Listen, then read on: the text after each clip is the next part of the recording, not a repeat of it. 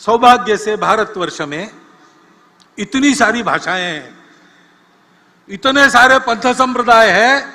विदेशों के आक्रमण के कारण भी कुछ संप्रदाय हमारे यहां बन गए, हमारे ही लोग उस संप्रदाय में हैं।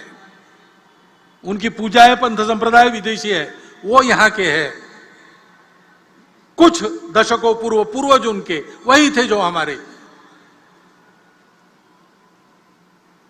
इतने सारे खान पान रीति रिवाज है, इतने प्रांत है, इतने सारे प्रकार है लोगों के, तो स्वार्थ भी अलग अलग हो जाते हैं।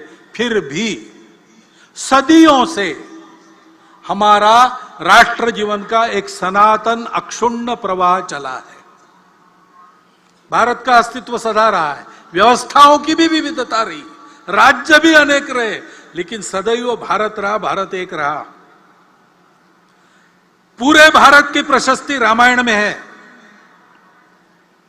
पूरे भारत की प्रशस्ति बाद के महाभारत में है, पूरे भारत की प्रशस्ति कालिदास में ने भी लिखी है, गुरु नानक देव जी ने, श्रीमद शंकर देव जी ने, सुब्रमण्यम भारती ने, रविन्द्रनाथ टैगोर ने, सब लोगों ने। क्या समय था, कौन सी व्यवस्था थी, राज्य एक थे या अनेक थे, राज्य करने वाले अपने थे या विदेश के थे, बिना इसका विचार किए पूरे भारत का स्तुतिगान गाया है। हमारा देश उस समय से एक देश है, एक राष्ट्र है, क्योंकि इन विविधताओं को स्वीकार करने की बात हमारे समझ में बहुत प्राचीन समय में आ गई। हमारे पूर्वजों ने यह प्राप्त किया सत्य कि सारा अस्तित्व एक की अभिव्यक्ति है।